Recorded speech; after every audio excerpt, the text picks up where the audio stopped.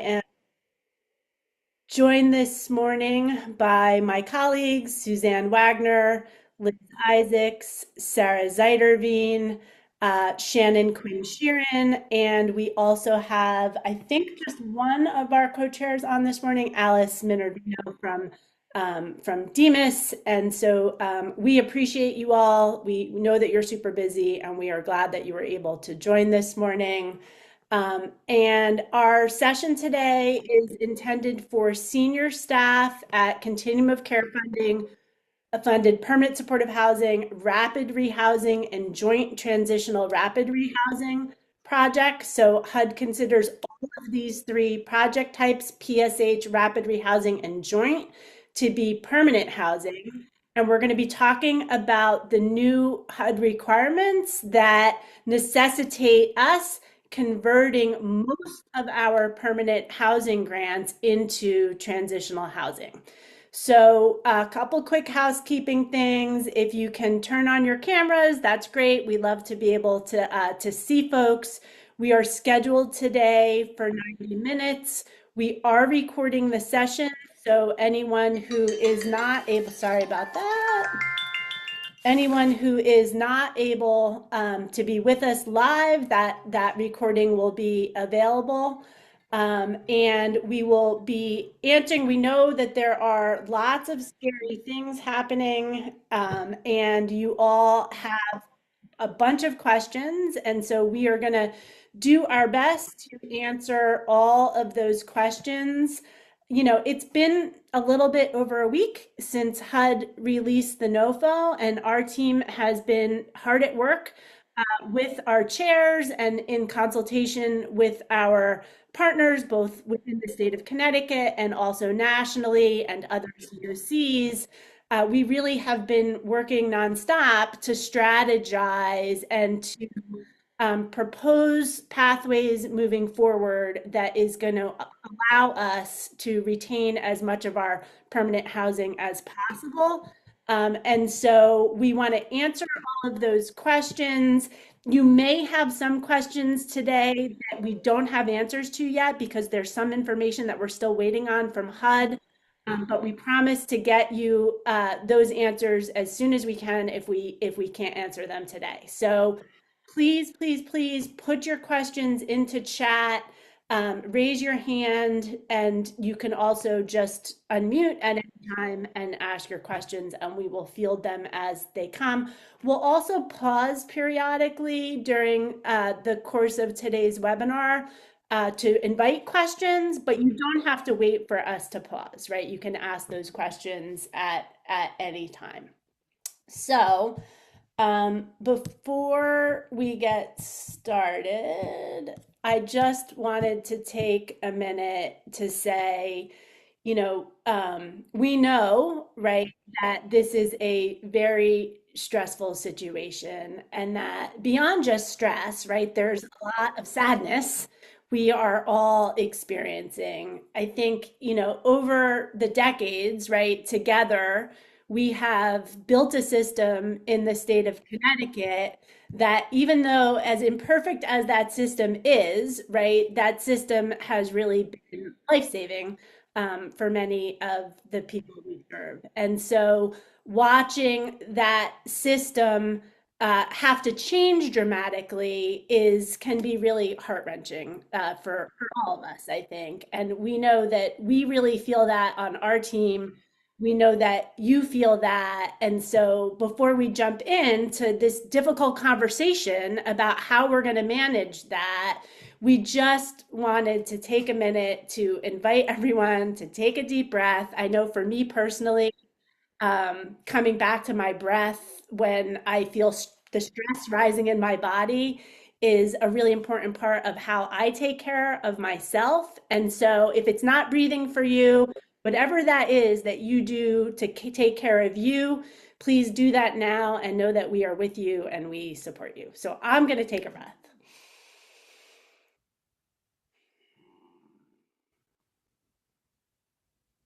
All right.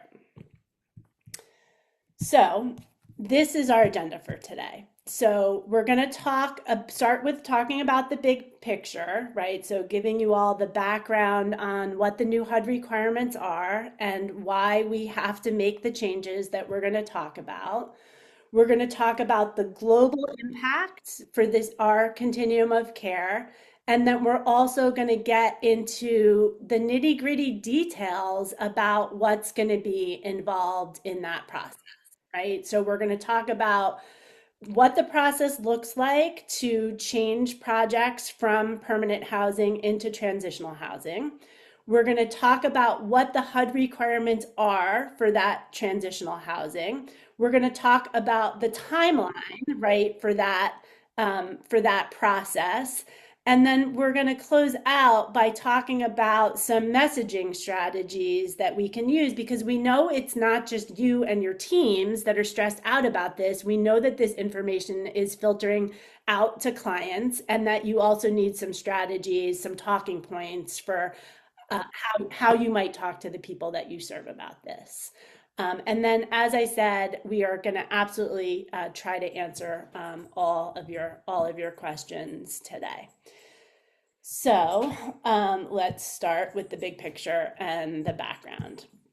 So I'll just start in case there are folks that are really new to this process, right? Each year, our continuum of care, CT BOSS, the balance of state continuum of care, has got to compete with continuums of care all around the country in order to get funding for our projects that are serving people experiencing homelessness. So in the competition, this year's competition, there were some very significant changes to the Notice of Funding Opportunity, or the NOFO, which is the document that lays out the HUD rules that we have no choice but to comply with in the competition. So most of you probably already know this, right? So in that NOFO, what HUD has done is they have capped permanent housing at 30% of our annual renewal demand. So what that means is basically the annual renewal demand is all of the money that we need in order to fund, to fund all of the projects that we have already funded, right? So to continue those projects for another year, that's the amount of money that we would need, right? So in that cap is included permanent supportive housing, rapid rehousing, and joint transitional housing, rapid rehousing. So that means that what HUD has said is that the maximum amount that we can submit an application for permanent housing is 30% of our annual renewal demand. And we're going to look at that math in a minute.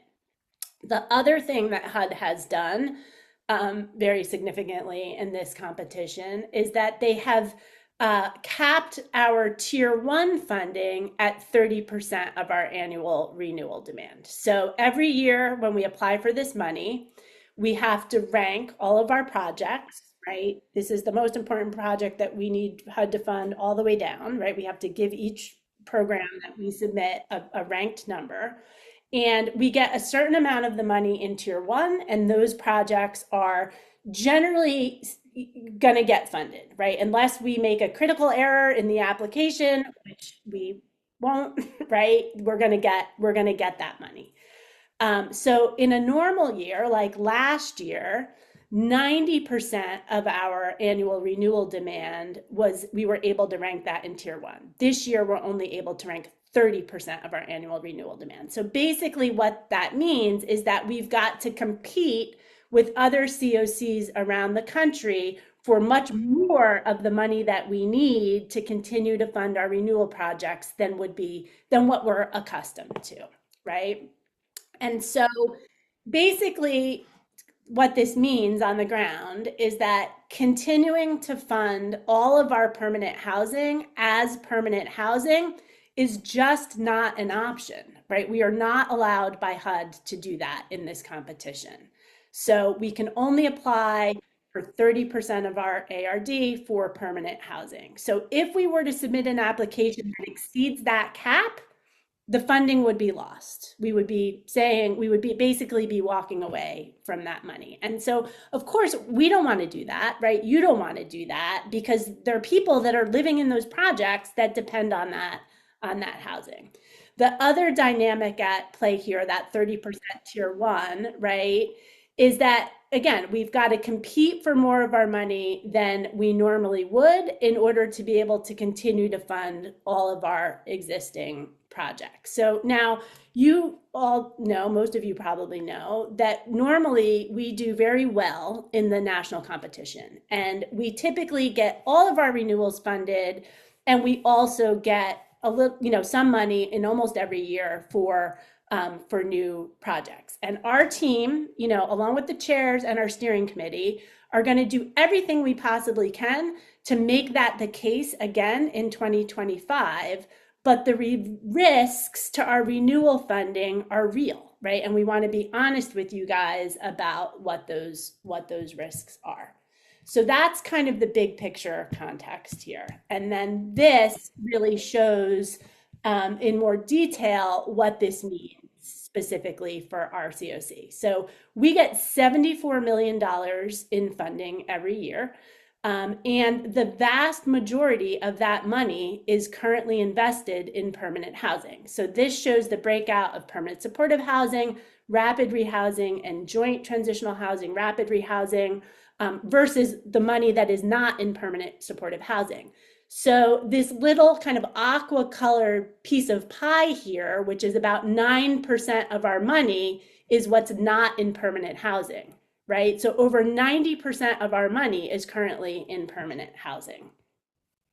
So this next slide shows where we have to get, right? So this is shown in in millions of dollars, right? And so basically the bar on the left here shows where we are currently at, right? So what I just said, so PH funding is more than 90% of our current funding.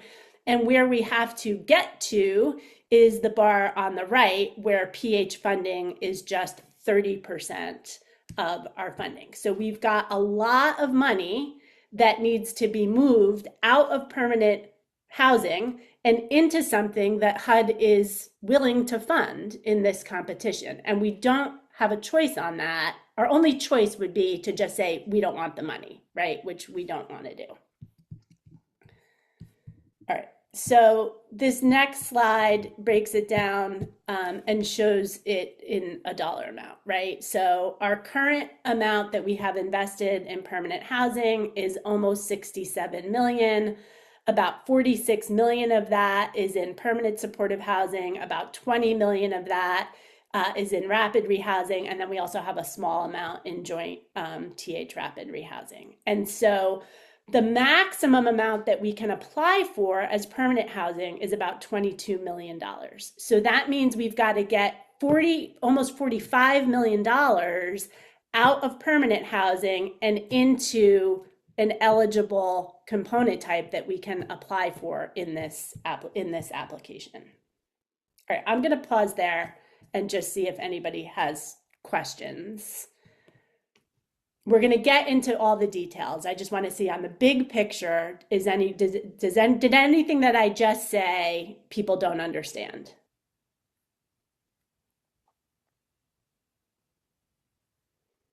Okay. I'm not seeing anybody's hands up, and my team will help me if I'm missing. Yep. And just a comment in the chat, very helpful graphic on the last slide. So okay. I think you're doing a good job laying it out, a very complicated mess that we've inherited this year. Okay, good. I'm glad. If I start to become unclear, please let me know. All right. So, so this slide really lays out what our kind of big picture strategy that we're thinking. And I just want to say that we are not making these decisions, right? So our job at Housing Innovations is to advise the chairs and advise the steering committee ultimately. And it is the steering committee that will make decisions about how we are going to proceed. We are going to present options to the steering committee, right?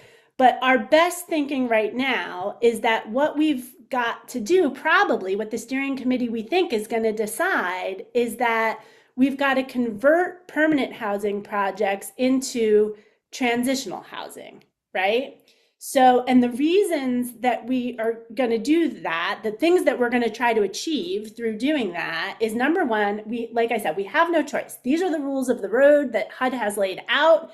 And so we have got to comply with HUD's requirements in this competition. We want to do that while still retaining as much permanent housing as we can, and by retaining as many housing units as we can, so that people who need that housing don't return to homelessness, right? And of course, we want to hold on to all of that $74 million that we currently have. And if we can, we want to even increase that $74 million and get more money. And we want to, as we're doing that, of course, help as many households as we can to exit homelessness, right? And to, in some cases, maybe exit the permanent housing where they're currently living and go someplace that is going to be stable for them, right? Where they're going to continue to be able to live their lives and achieve their goals and not have to return into the homeless service system.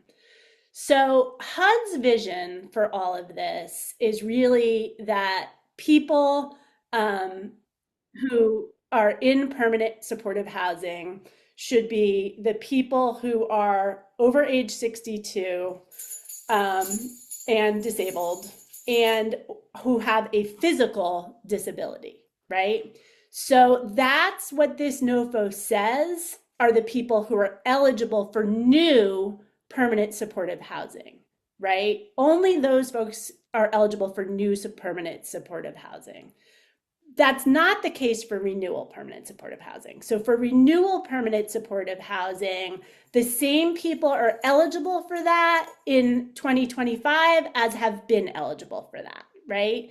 So for the permanent supportive housing that we're going to be able to keep in BOSS, the people who are going to be eligible for that are going to be people who are dedicated plus, meet the dedicated plus definition of homelessness, right?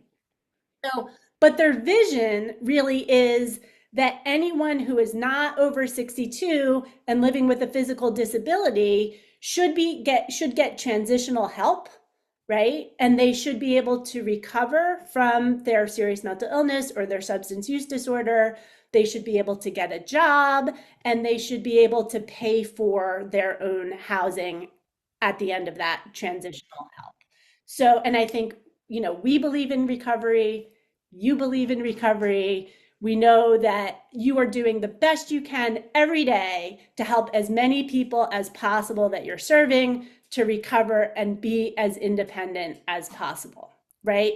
We also know, and you also know, that the realities of the housing market are such that not everyone is going to be able to achieve that vision of paying their own rent, right? So the task that we have before us is to really try to lay out, right, our best thinking for a strategy for how we together as a CoC are going to manage that reality of the new direction that HUD is heading. So that's our goal for today, to give There's you a guys. question from Kelly Robbins.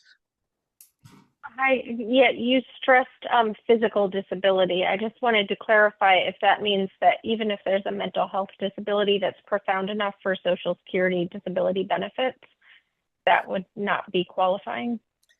So we think that that's correct. So there's not a lot of information yet from HUD on all of these details, but based upon what they said on the one webinar that they have done since the NOFO dropped, it sounds like physical disabilities does not include in their definition, right, people with a serious mental illness or, and this part we do know because it's explicit in the NOFO, it also does not include people with a substance use disorder, right? So But just Kelly, I just want to stress that's only for new projects. And with what Lauren just laid out, we are not going to put new money into PSH because we are, struggling with having to cut what we have.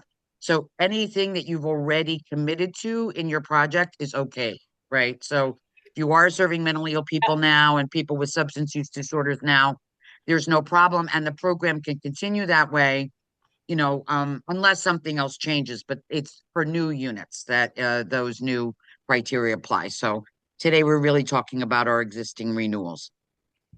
Okay, thank you. all right. So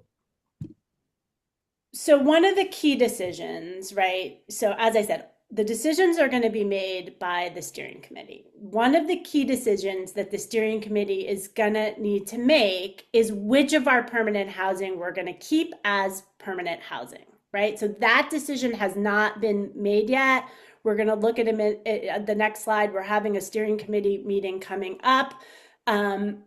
It's going to need to be made very quickly by the steering committee, because the other reality that HUD has given us is that the deadline for project applications to be submitted to the CoC is December 15th, right? So you all are going to need to know what you're going to have to apply for. So that decision is going to need to be made quickly by the steering committee.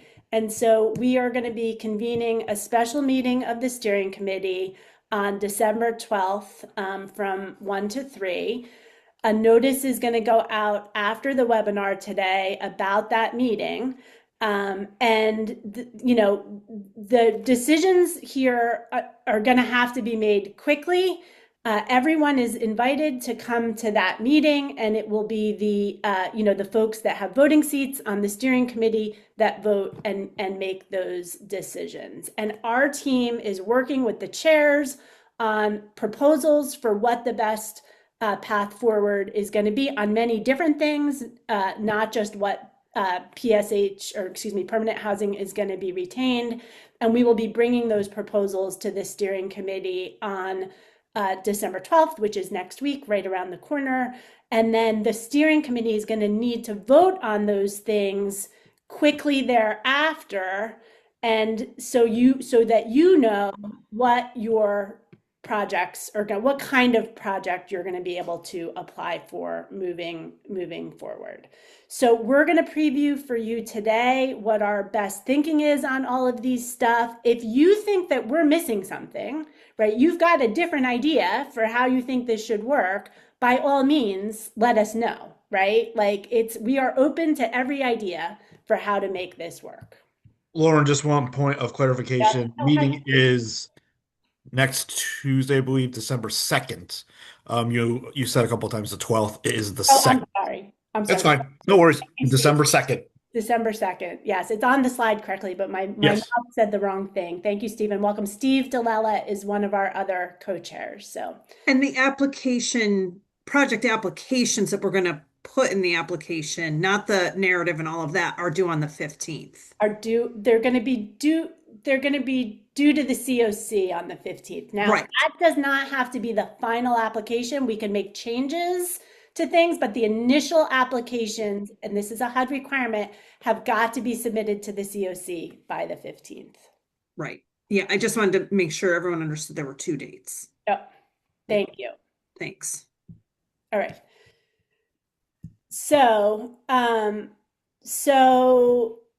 This is our current thinking about the proposal that we're going to be bringing to the steering committee on December 2nd, right? So this is what we are proposing that the steering committee consider, right? These factors when deciding which of our permanent housing we're going to keep as permanent housing and what we're going to do with the remainder of that permanent housing. So the first thing is that, again, HUD considers rapid rehousing and joint transitional rapid rehousing as permanent housing. And so they are also subject to that 30% cut, right? Those programs are already time limited, right? They're already have a 24-month time limit under the existing HUD rules. And so they convert more naturally to transitional housing than our permanent supportive housing. So the steering committee is going to consider, right, whether it makes sense to convert all of our rapid and our joint to transitional housing, right?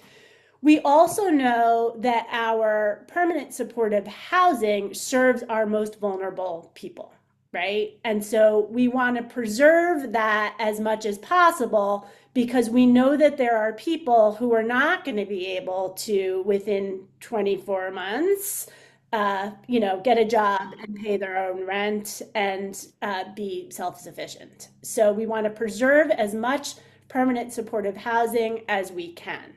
And so we've also got in our continuum these single site congregate, right, permanent supportive housing projects that have these very complicated tax credit financing deals, right? And they can't convert to transitional housing without putting at stake all of the other funding that goes into those projects, right? So, one of the considerations we're going to bring to the steering committee is retaining those projects as permanent supportive housing so we don't lose all of the other leveraged money that comes into the CoC, right? We also know that it's important not just to have PSH as a state, right, but to have PSH in each of our local communities. So another consideration that we're planning to bring to the steering committee is to retain permanent supportive housing in each CAN, right? And then to retain the money, the CoC money that's used to fund the actual housing units of permanent supportive housing in each CAN.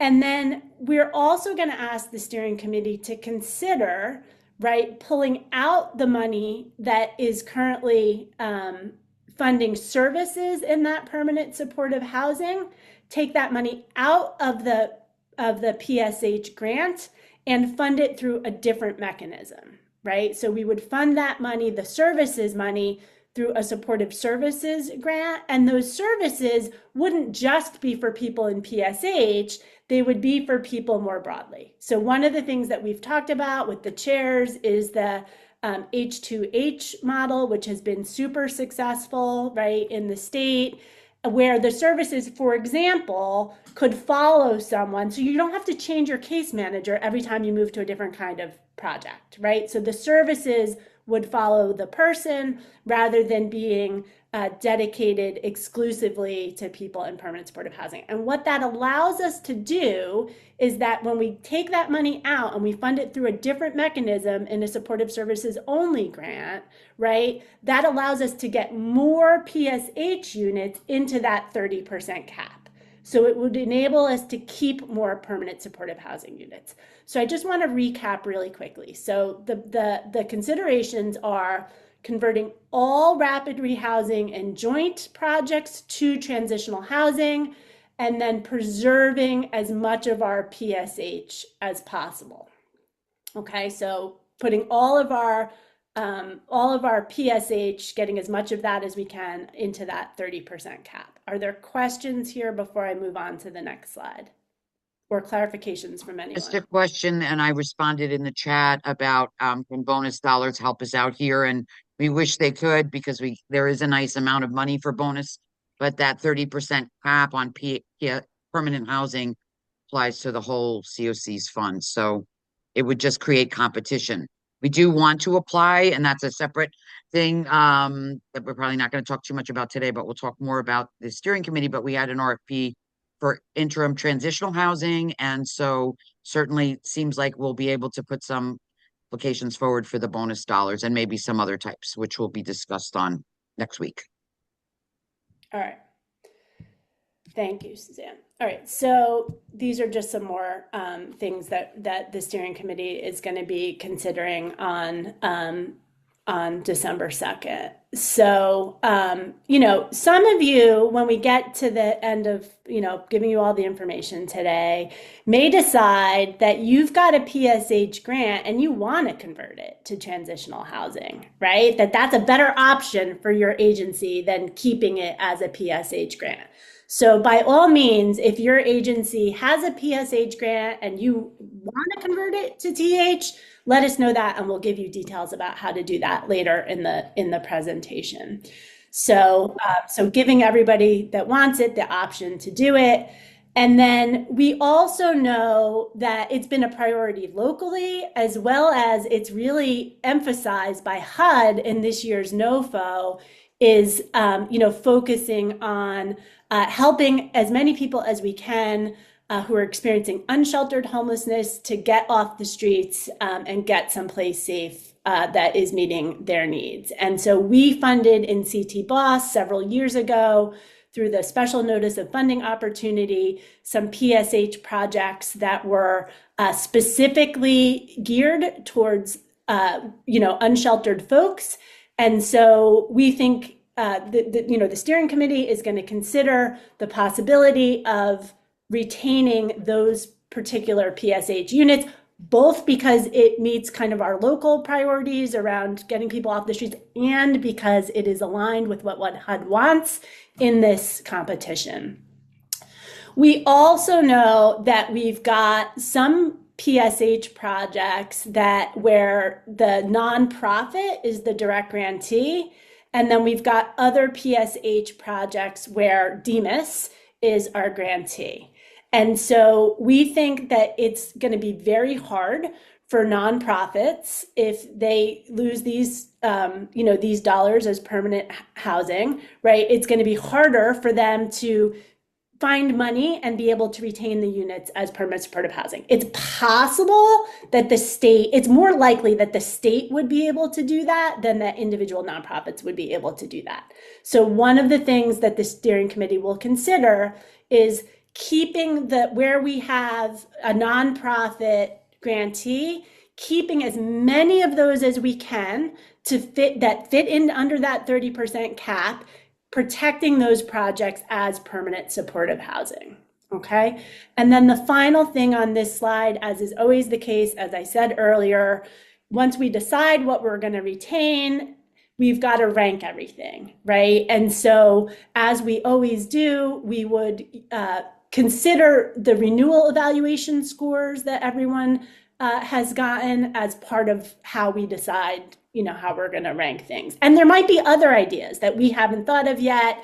Like I said, we're talking to CoCs around the country. So this is our best current thinking. And if you all have ideas, please let us know what those are. Alice, you had your hand up. Did you want to? I was just going to say, I think you touched on it, that the H2H model, I think, is something that HUD would like because it is focusing, it does focus on unsheltered folks right from the beginning of any engagement with people. So just wanted to say that, but I think you said that, Lauren. Yeah. So at the same time that we're doing all of this, we're also strategizing to get the best score possible, right? Because getting the best score possible means that we're going to be able to hold on to hopefully all of our renewal funding. That's what we're shooting for, and also maybe get some new funding. So as we're doing this, we're trying to think about what is HUD going to want and how are we going to score as high as we possibly can. Lauren, we have some folks in the chat. For the PSHs that move to transitional housing, is there a deadline on how long they can have their voucher? 12 months, 24 months, or no deadline as of yet? So we're gonna talk about that. We'll get to that in a minute in the slides about what the timeline is for all of this. Okay. Was there something else in the chat? Yes. So I guess I just want to respond to the urgency, and I see I've responded some of these messages online in the chat. We are working on the numbers as quickly as we can. We're having special meetings, and we are gonna present as much as we can on Tuesday in terms of numbers. I know people want to see numbers by CAN, and we have Miles. Many of you know Miles. He's got deep in his spreadsheets, running different numbers. We will try to circulate decisions in advance of the meeting, but it is Tuesday. We do have a meeting tomorrow. There is a holiday, so we'll get stuff out as soon as we can to you guys. And we're doing our best here as fast as we can. We just don't want to put out anything that's misinformed or not really thought through. And also the numbers are organized by CAN. That's how we track a lot of different things. So because equity in CANs has always been an issue. Yep. Lauren, also there's a question that if we retain the project base, will there be room for scattered site Yes. PSH? Yes. So we will, what we retain will be a mix of, we've done that math already, and we can retain all of our projects that have those complicated financing deals that we talked about, those congregate projects, and still fund some scattered site and still be within the cap. That's part of why we're thinking about that, moving the services into a different kind of project, because it will enable us to fund more of our both congregate and scattered site projects. Yep. And then there's a question about decision making. So if it's a PSH grant, like a DEMAS project, who has multiple subrecipients, who's making the decision about converting to T? The I steering think that's committee, going to be the yeah, steering committee. It's going to be a result of the ranking. Yeah. the steering committee is going to be making the decisions about which permanent supportive housing projects, whether nonprofit recipient or government recipient, which projects are going to be retained as permanent housing and which projects are going to need to convert or be asked to convert, right? Because you can always say, no, we don't want to convert. We're going to give back the money. That's an option too. Okay. So, all right. So these are the steps that we're going to take. So as I said, once the steering committee votes, your agency will get a notice, right, about whether your specific project is going to be asked to convert or not. So, and again, we think it's likely that the steering committee is at least going to consider, probably going to decide that all rapid rehousing and joint projects are going to be asked to convert. And some PSH projects are also likely to be asked to convert, right? So if you've got projects that need to convert because they don't fit in the 30% cap, or you want to convert, right? You've made the decision internally that you want to convert them. These are going to be the next steps in the process, right? So the steering committee decides which projects are going to convert. Then we as a CoC have to reallocate that money for all of the permanent housing projects that we're not going to retain. And basically what that means is that it gives you then the opportunity to apply for that. We say to HUD, we're going to not apply for this money as permanent housing, and we're going to use that money instead for you to be able to submit a new transition project application, and we'll talk about what that means in eSNAP. So instead of applying for permanent housing, your organization will apply for transitional housing, right? And then, as is always the case, we wait and we see how well we scored as a CoC and what we actually got awarded, right? And then once your grant actually starts, and this is the good thing about transition grants, and we're going to talk about this more on the next slide, right? You'll have a full 12 months to wind down your permanent housing projects, right? So the people who you're currently serving in your permanent housing project will be able to stay in that permanent housing project for at least a full 12 months from your grant start date in 2026. So those folks will be able to stay at least until whenever your grant ends in 2027. All right, so we'll talk about the transition. There was a hand up, Joanne Vitarelli, that room. So I think she answered part of the question about the conversion, how long, Yeah. if we're asked to convert, the time frame. The second part of that question is, if we convert and a person is in rapid housing, they only in there for 6 months, do they get to move with the conversion, or do we have to find other housing? Good question. So somebody that's currently in rapid rehousing, right? If your grant converts to transitional housing, they'll be able to stay, you can still help them as you have been helping them using the rapid rehousing model all the way until whenever your grant ends in 2027. And we're going to talk more about that. On the next slide, we're going to show like a more detailed timeline of what's going to happen when. Okay, good question. Thank you.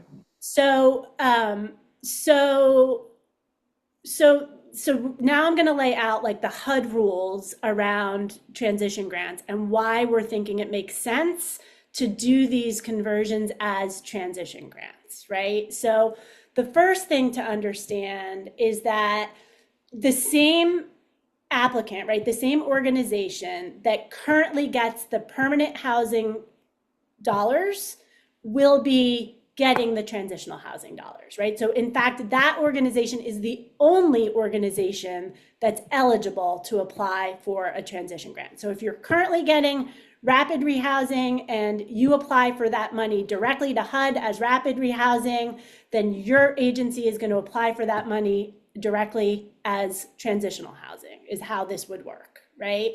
Same thing on the permanent supportive housing side, right? If you've got a permanent supportive housing grant that needs to convert, if DEMIS is the applicant on the existing projects, DEMIS would be the applicant on the new project. And if the nonprofit is the applicant, the nonprofit would be the applicant on the transitional grant.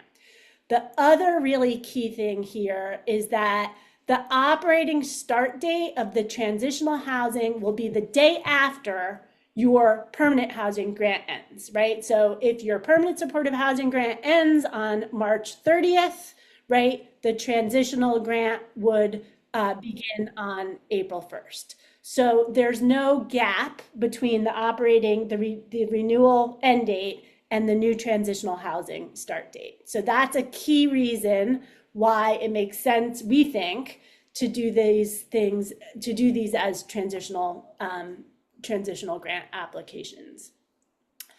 The next thing is that, and this is a thing that you'll want to consider, right, is that if there's an opportunity, we'll look at opportunities on an upcoming slide, but you can reallocate more than one grant and basically combine those grants into a single new grant, right? So if you had multiple grants, renewal grants, you could combine all of those grants into a single transitional housing grant.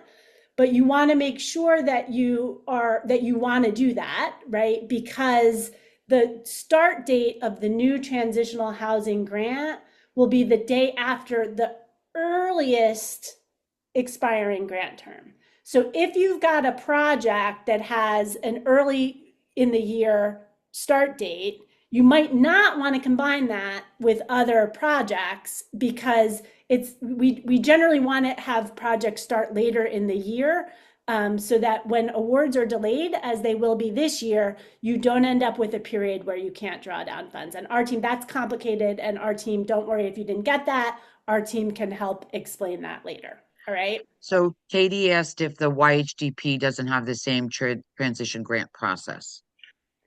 The YHDPs have to, I'm sorry, Katie, I can't remember off the top of my head. I'll look it up after I think YHDP grants can also this year do this all as a transition grant, but I want to be sure I'm right about that. So I'll look it up after, Katie, and get back.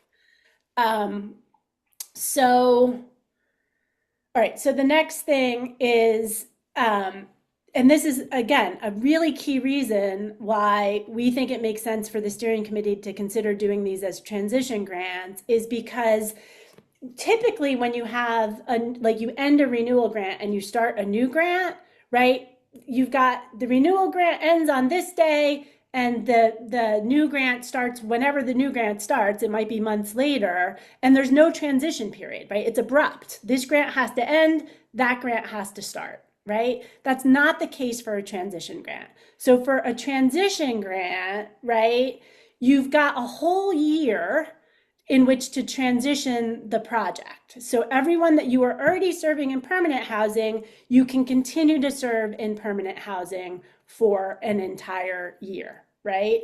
But you can't do it as an 18-month grant. It can only be, so the first year of the transition grant, the only allowable term is 12 months. So you've got 12 months to make the transition, all right? The other key thing about a transition grant, and again, we have no flexibility on any of this, these are all the HUD rules, right? Is that you cannot request more than the amount that you were getting for the renewal grant that was reallocated, right? So if you got $100,000 for your rapid rehousing grant, you can't get more than $100,000 for the transition grant, okay? You can ask for less, you just can't ask for more. All right, so this is the detailed timeline. So Lisa, I see your hands up. Yeah, I just have a quick question. So regarding if a permanent supportive housing grant were to transition over to a transitional housing grant, I know there's a year that was indicated that we could take that time to transition the folks. Yep. So if the transitional grant is 2 years, does that mean realistically there's 3 years? Or does that clock start ticking upon the date that you transition the grant? Yeah. So the question, I think, nationally, right, is the extent to which people who are currently living in permanent housing, HUD is going to consider eligible for the transition housing. So we know for sure that you've got at least a year, right, in order to be able to transition those folks. And we're going to talk about eligibility beyond that on an upcoming slide. Right? But you're going to have at least a year. All right. There's another hand up, Lauren, Kate, which I know is Kathy. I'm going to say, yeah. So You're on the incognito transition, today. on the transition grants, the rental assistance isn't part of our grant. How will that be coordinated? We can certainly do the transition for the services part, but what about the rental assistance? And as I understand, transitional housing has to be leasing. Who will do that back office side of it? So transitional housing does not have to be leasing. You can do transitional housing as rental assistance. I didn't understand the first part of your question. Can you ask the first part of, or Suzanne, did you get it? Well, and I think if the rental assistance is not coming from the CoC, then you really do, it's coming from a different source, then you don't have to worry about it, right? So is the rental assistance coming from the CoC, Kathy?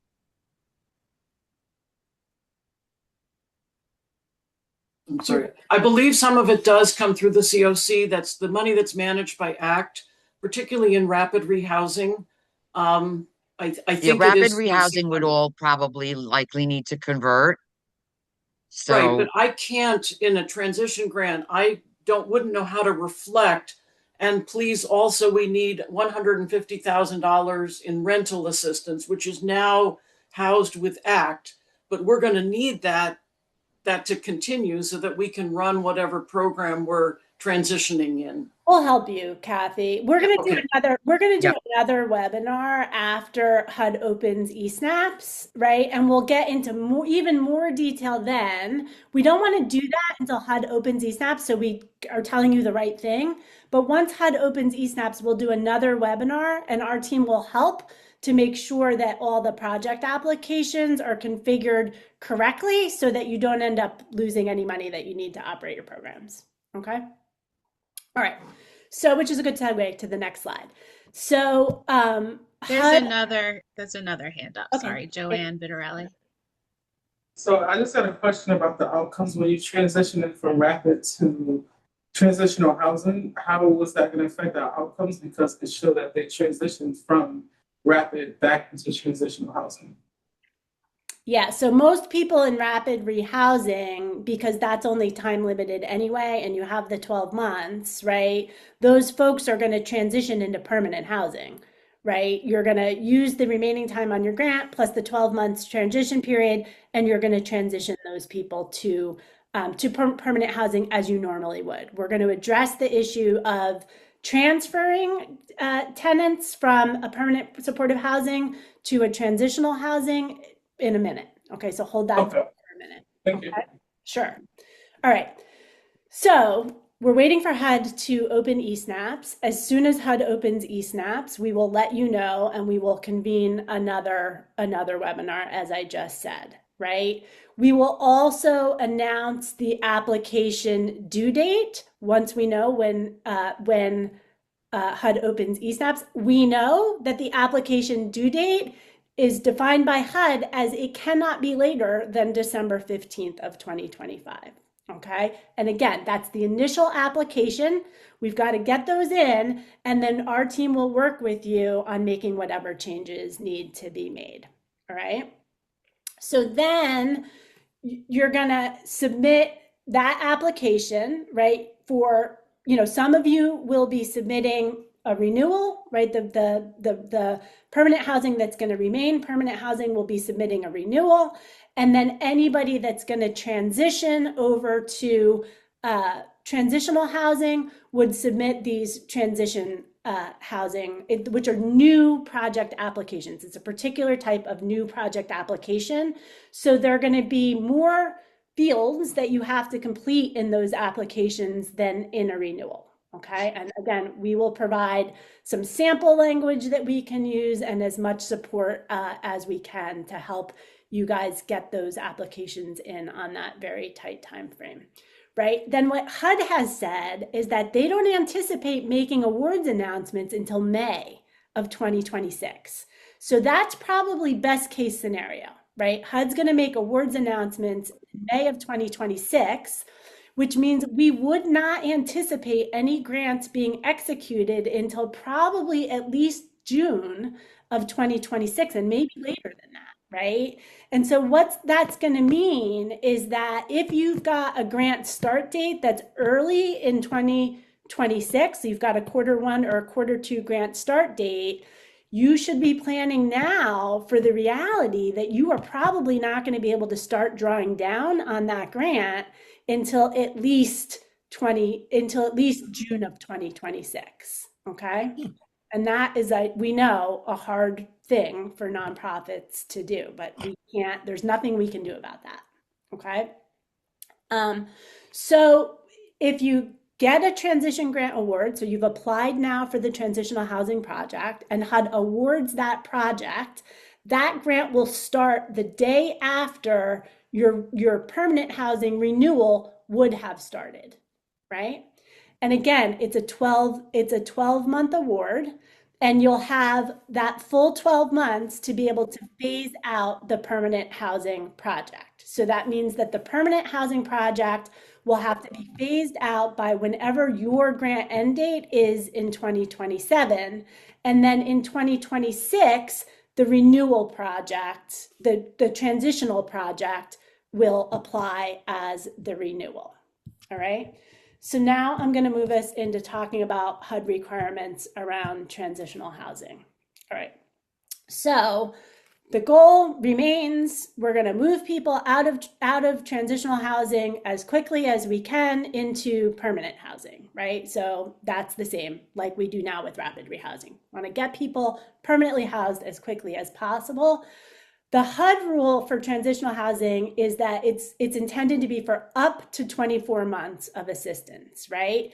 But there's this important caveat in the regulation, right? So HUD allows you to continue to provide transitional housing assistance to somebody for more than 24 months if you've not located permanent housing, or if the person needs more time to be able to manage that permanent housing, right? They're not ready to move to that permanent housing on their own and live independently. So what HUD says in the regulations is that they can discontinue assistance for transitional housing if more than half of your participants remain longer than 24 months. So you don't necessarily have to stick to this tight 24-month cap. You can have at least as long as not more than half of your people are staying for longer than 24 months, that's going to be okay. All right. So all of us, right? Us, you guys, we all care deeply about making this transition as smooth as possible for the people who are already living in permanent supportive housing projects or permanent housing projects, any kind of permanent housing projects that are going to have to transition to transitional housing. So the most important thing that we need to do immediately, step one, is to get as many of those projects funded as possible, right? We want to hang on to all of that $74 million so that we can at least offer transitional housing to as many people as we can, right?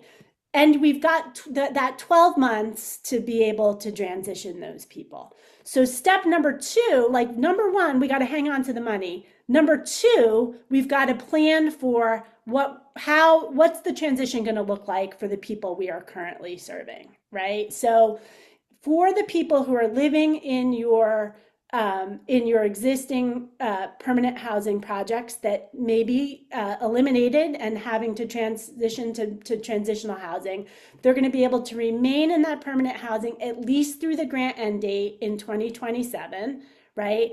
And you're going to be working to try to find alternative housing arrangements for as many of them as possible, as you always would, right? If they can move on to something different, a housing choice voucher, public housing, Section 202, whatever those housing options are, you're going to try to help people get on all those lists and access that housing, right?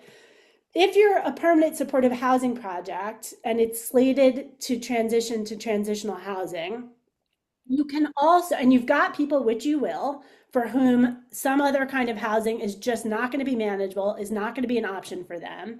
You can also transfer people to other permanent supportive housing that is retained as permanent supportive housing in the continuum, right? So the CANs will work on figuring out like who are the people that are just not going to be able to make it in some other kind of housing arrangement, and working on transferring those most vulnerable people as units open up, transferring those people into those available units. There's also the possibility that we're going to be able to qualify some people that are currently living in permanent housing to have them stay in transitional housing. And this was the question that was asked earlier. And if we can figure out how to do that in a way that's allowable by HUD, those people will have 24 additional months that they can stay, at least 24 additional months that they can stay in that transitional housing, right?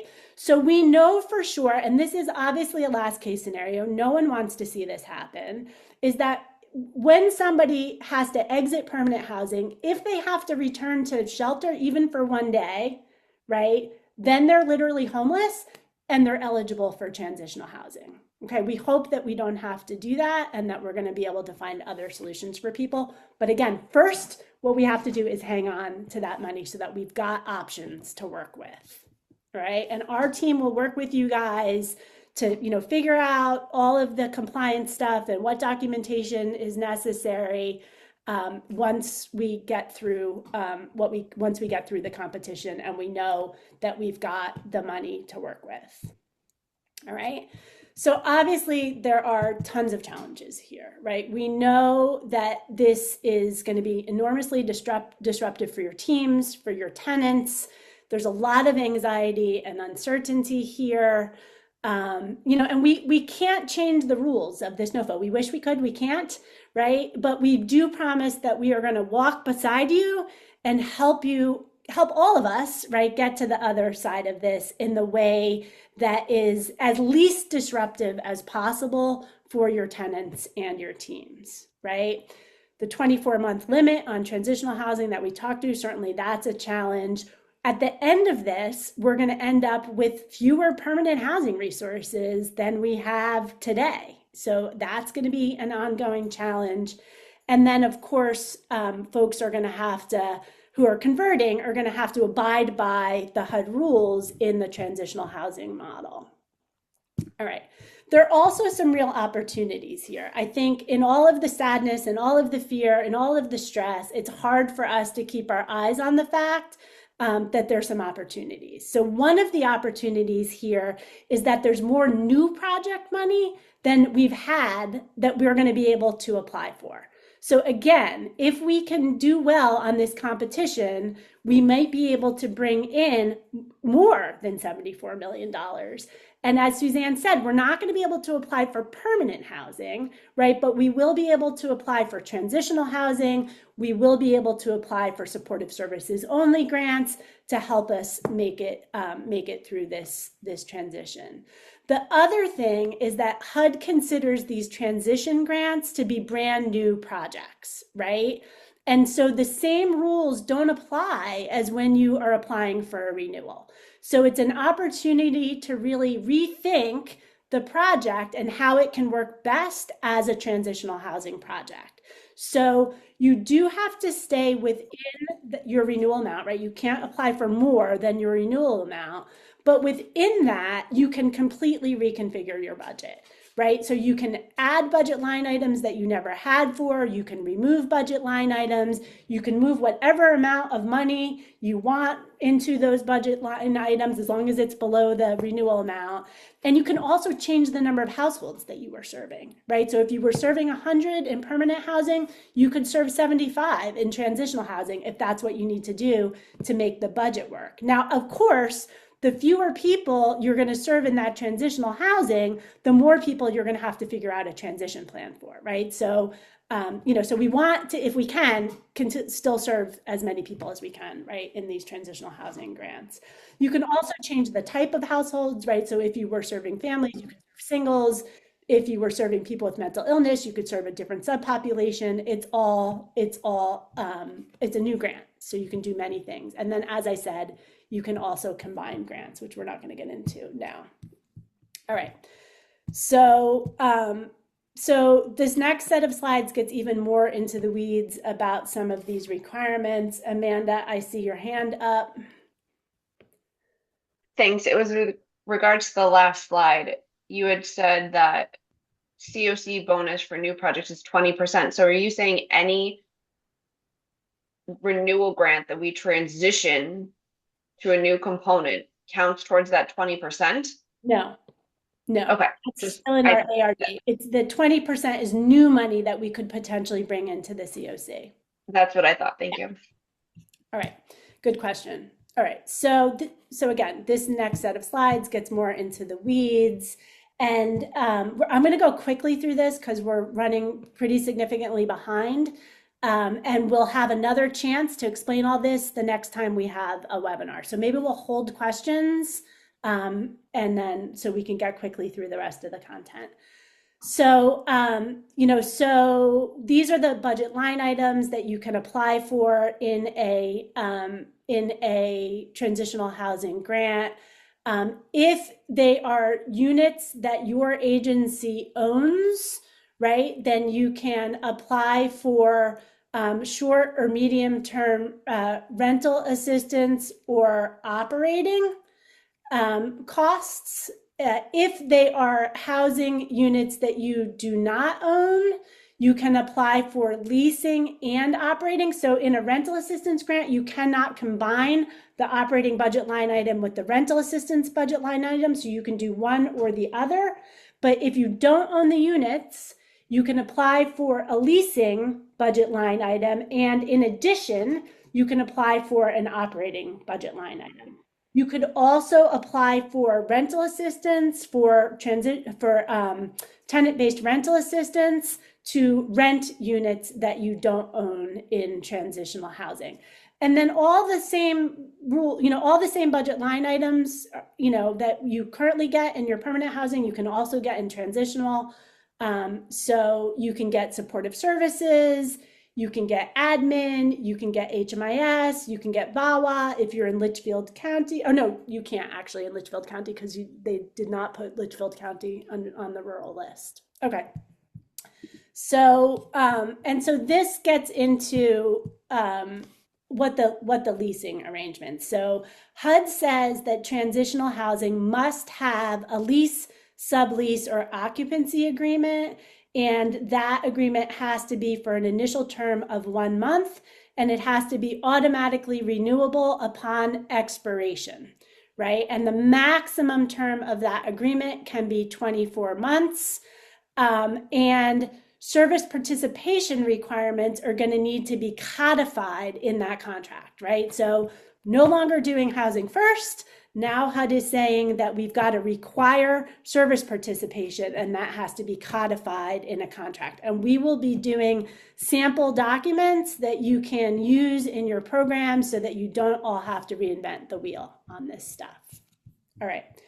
So these next set of slides looks at what the leasing arrangements are depending upon which kind of budget line item you apply for, right? So if you're going to use the rental assistance budget line item in a transitional housing grant, your leasing structure is going to look like this. So this is kind of a typical leasing structure where you, as the recipient of the CoC funds, have a contract with a landlord that lays out the terms of the subsidy, and then the participant, the client, is going to lease directly from the landowner, right? So the lease is between the client and the landowner, and your agency is not a party to a lease. So this is how all of our rental assistance works currently. This is not new, right? If you're going to use the leasing budget line item, HUD requires a different leasing arrangement. So if you're going to use the leasing budget line item, right, it's basically master leasing. So your agency is going to lease either individual units or an entire structure from a landlord, right? And then you're going to sublease or have an occupancy agreement with the program participants. So your agency signs the lease with the landowner, and then you sublease to program participants. All right. So I am going to turn it over to Sarah. I'm sure you are all tired of hearing me talk, and she is going to take us into the end zone here. And then we can stay, I know I can stay on afterwards. If we didn't get to all the questions, we'll stay on afterwards to answer any questions we didn't get to. Great. Hey, everybody. Next slide. So HUD does allow hotel motel spaces to be used for transitional housing, but only if the project meets the same lease or occupancy agreement requirements as any other transitional housing unit. So that means a lease, a sublease, or occupancy agreement with a minimum 1-month term. An automatic renewal unless the client or provider terminates based on program rules. And second, you must follow the allowable payment structures. A project may not pay nightly room charges unless the project qualifies as rural, and in Connecticut, there's no rural areas this year. So instead, it has to be a master lease of a portion of a hotel or entire building. And that contractual agreement functions like a lease for the units being used. And that means the provider becomes a leasee and the participants sign subleases or occupancy agreements. And third, the hotel room must pass rent reasonableness or cost standards. It cannot exceed the SRO or fair market rent for hotel rooms that don't have a private kitchen or bathroom. It can be thought of as a strategic option to use as a transitional housing, but you just have to make sure that you're carefully following all these rules around the lease, the lease structure and the payments. Next. This slide is introducing the new HUD transitional project quality thresholds. So all transitional housing projects must meet these in order to be funded. So you have to score 7 out of 10 of these points.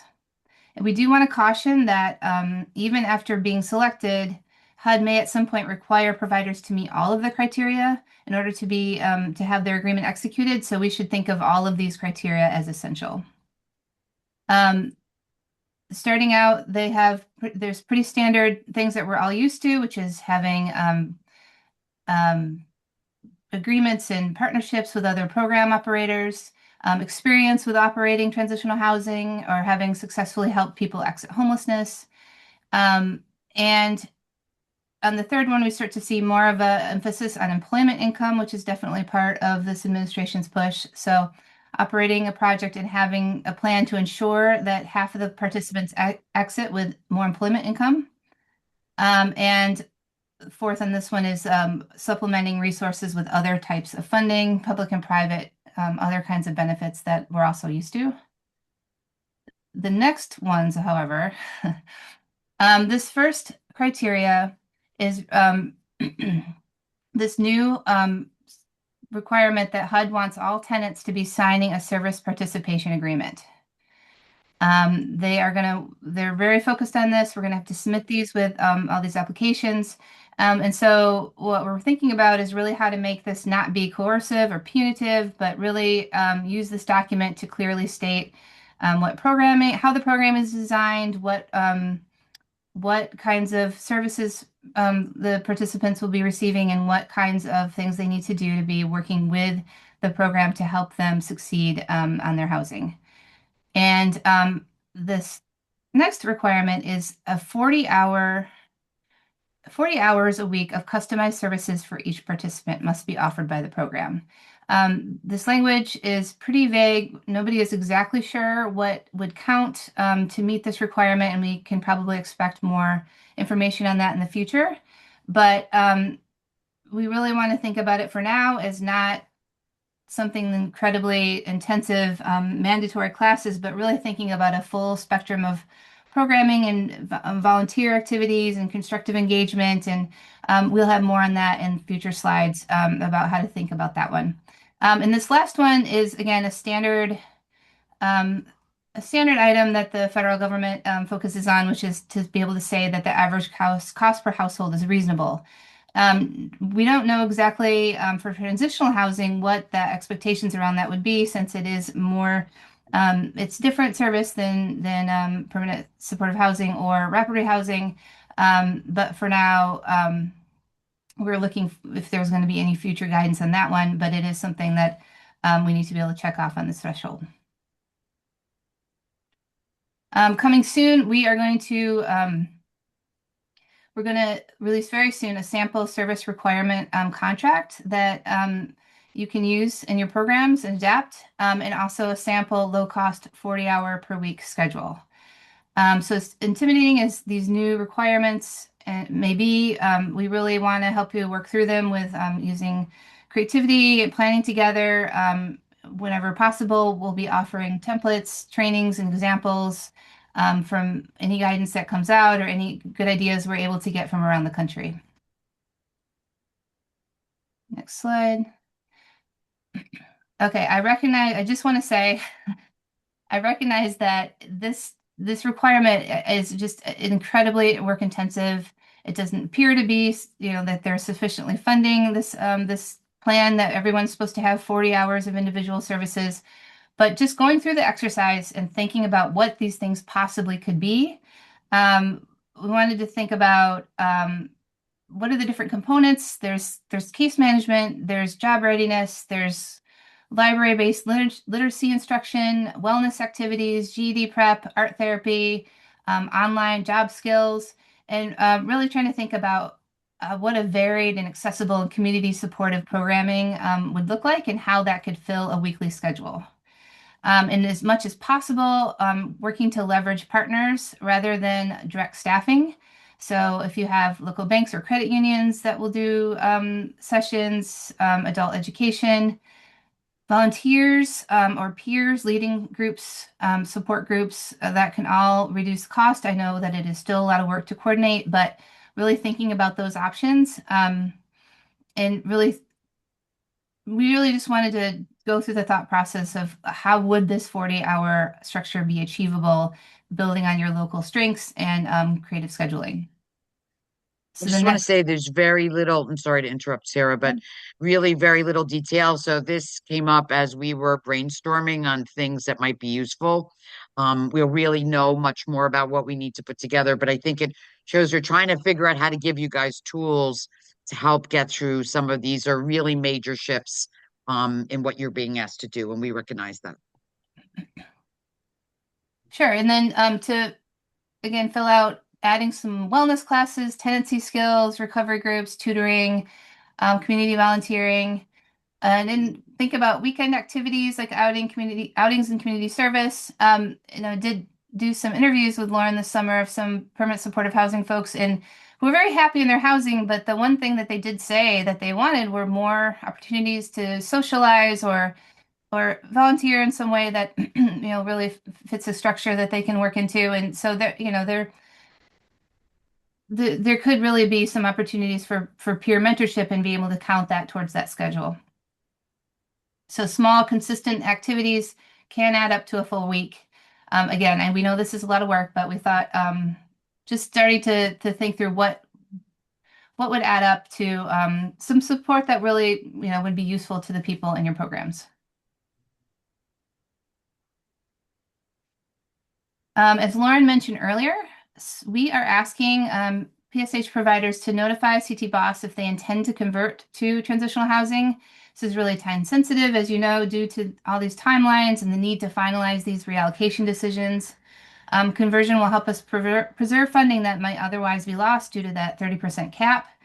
It also allows providers to maintain staffing and those physical units in the program structure while transitioning to a transitional housing model over that 1 year period. And you will receive support creating transition plans for current tenants to make sure that there's no gap in housing. Also, if you're looking at all these requirements and thinking that this program is really not for you, you have other ideas on different funding streams, please let us know that as well.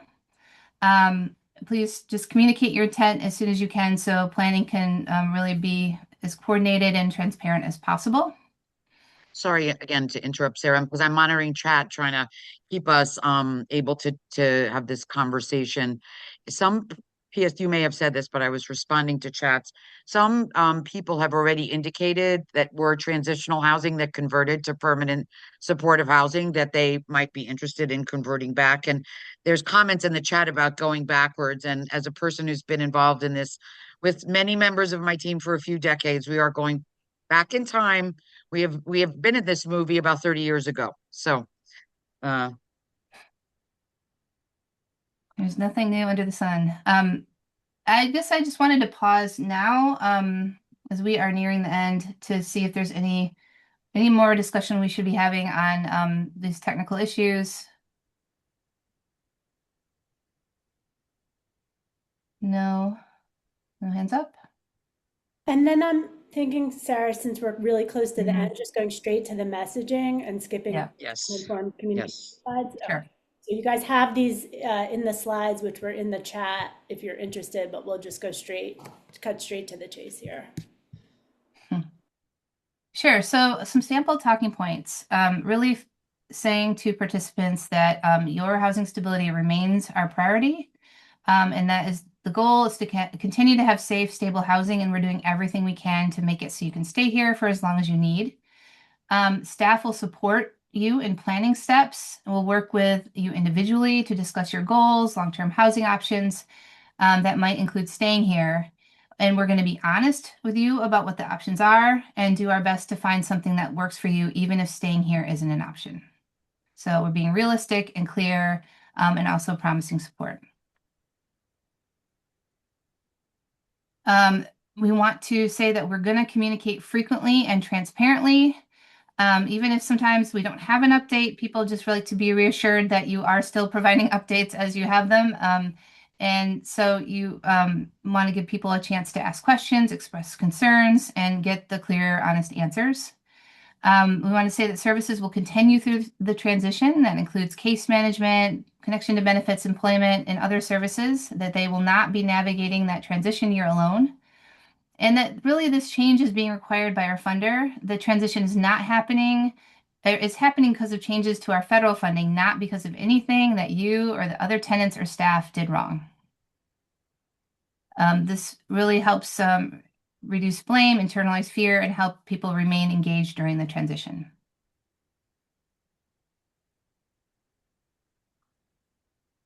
All right, any additional questions? So we have a few minutes left, and as I said, I can stay on to answer any questions that we haven't gotten to. We know this is a lot, and we know that you may not know what your questions are yet, and that's totally understandable. This was a lot of information, and again, we will convene another webinar after eSNAPS opens. So Elaine and then Amanda. Hi, everybody, and thank you, Housing Innovations and the CT Boss team for this information. Looking ahead for agencies that have multiple projects, will there be a way during the transition period for those of us who do have multiple projects, if some of the projects are kept as PSH and others may have to transition, would we be able to look at those we serve as a whole, maybe look at their acuity? Some of those people that we serve have higher needs than others. Would we be able to transition them into from one grant to another if one grant is kept at PSH and another ends up transitioning to TH? Yeah, good question, Elaine. So any grants that are kept as PSH, the requirements are going to remain dedicated plus homeless, Right. right? So you Yes, can only admit understood. people who meet the dedicated plus homeless requirement into renewal PSH, right? For transitional housing, any new transitional housing grant, we're just not sure yet, Elaine, whether or not there's gonna we know that if someone has to return to homelessness for a day, right, they're going to be eligible for transitional housing. So if you've got somebody in PSH, right, and you were not able to find another option for them, and they need continued support, and the only option for them is to become homeless again. They don't have to become homeless for a long time. They may have to become homeless again for a day in order to be eligible for transitional housing. There may be another pathway, right? But we're just not sure yet that HUD would Right. allow. I can think we can be more direct and say there's disagreement around whether people might be category 2 eligible, meaning at risk of losing homelessness. So, we don't know kind of worst case scenario. We don't know about those. There's some things that really we'll need to figure out. Okay. Thank you, everybody. Amanda? Thanks. So I just want to draw attention to the fact that, this is a small number of projects, right? That we're talking, or fewer number of projects that are direct between nonprofits and HUD, where we actually have the capability of making our own decisions about whether we want to transition and what those budget line items are going to be, right? A lot of our projects are through DOH or DMIS, and a lot of them are multi-recipient projects. And so I guess, like, what is our plan to bring those providers together? Or is it just going to be a decision made by DMIS and told to us, right? Like, I guess that's my concern is on those projects. What is our strategy and approach right now? Or are we going to get guidance from DMIS and DOH in the very near future so that we know what we're doing, right? I mean, that's the I think that concern. it's continuing to peel the onion, Amanda, and we have to decide what's in the buckets, right? And that's the conversation around ranking and retention that has to happen.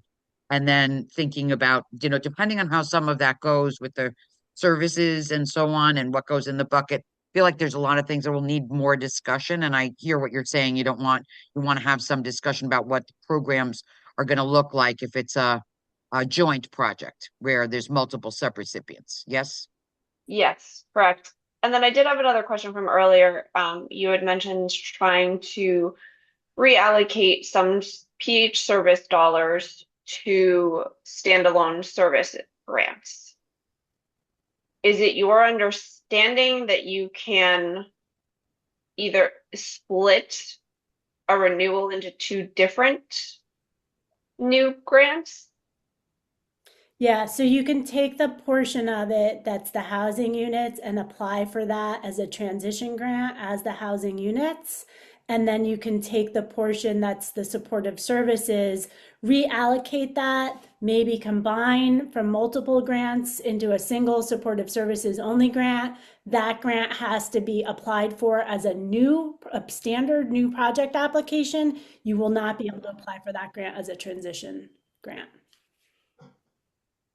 Okay, but it's, for clarity's sake, you can't take a renewal grant and renew part of it and transition the other part of it. So you couldn't renew a PH rental assistance piece of a grant and convert only the services budget line item, correct? You can renew, you can partially reallocate and renew part of the grant and then use the money that you're not using in the renewal grant in a different, in a supportive services only or another. So yes, that is doable. That is allowable under the HUD rules. Oh, I thought I read in the NOFO that you have to convert the entire renewal. You cannot apply for less, you cannot apply for more than the renewal amount. You can apply in the transition for less than the renewal amount in the transition grant. Okay. So the amount of the renewal grant can't be less than the ARA. Okay.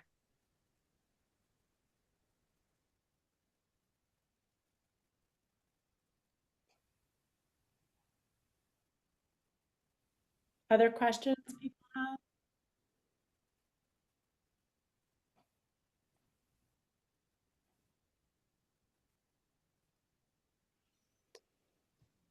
All right. We very much appreciate you all. We'll hang out for another couple minutes to see if there are folks that still have questions. We You want to know, put our contact info up? The next slide. yeah, thanks, Suzanne. So we are here.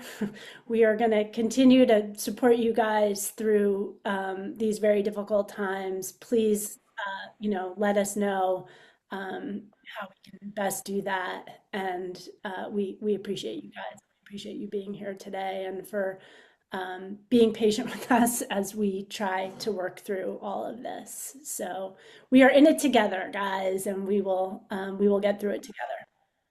Hey, Lauren.